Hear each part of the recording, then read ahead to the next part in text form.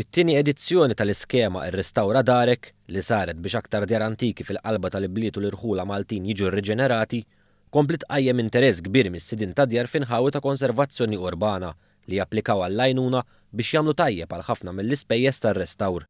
F'konferenza tal-aħbarijiet mill-Ministru Ian Borg, is-Segretarju Parlamentari Chris Sajus u ċ-Ċermen Eżekuttiv tal-Awtorità tal-Ippjanar Johan Buttigieg ingħat li 7 miljun u nofs euro allokati lis sidien privati ittieħdu kollha minn ftit aktar minn 740 applikant li daħlu fi żmien rekord ta' 12 jum. Huwa qal li l-applikazzjonijiet kellhom valur ta' ftit inqas minn 13 miljun euro. Il-Ministru Ian Borg qal li 2 miljun u nofs euro li għall-ewwel darba ġew allokati għal persuni b'diżabilità, għall-anzjani u għall-laqdiet mhux governattivi għadhom disponibbli wara li bejniethom applikaw għal ftit aktar minn 830,000 euro.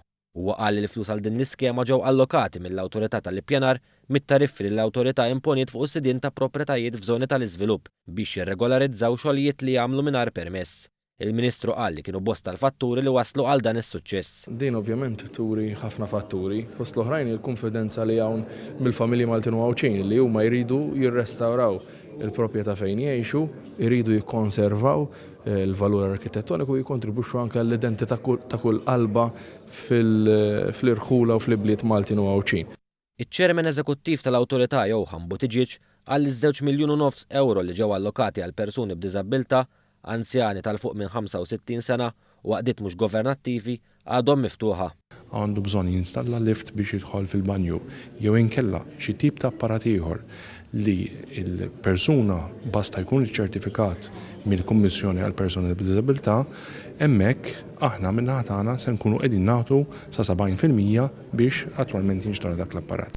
Is-Segretarju Parlamentari Chris Sajus qal li l-biċċa kbira tal-applikazzjonijiet saru għar-restawr ta' djar ta' Sliema, Ħażebbuġ, fil-Belt, ir-Rabat u ż-Żejtun. Qal li l-applikanti se jingħataw 70% tal-ispejjeż li jagħmlu f'tiswiet f'dawn id-djar fosthom biex jirrestawraw il-faċċata tad-dar.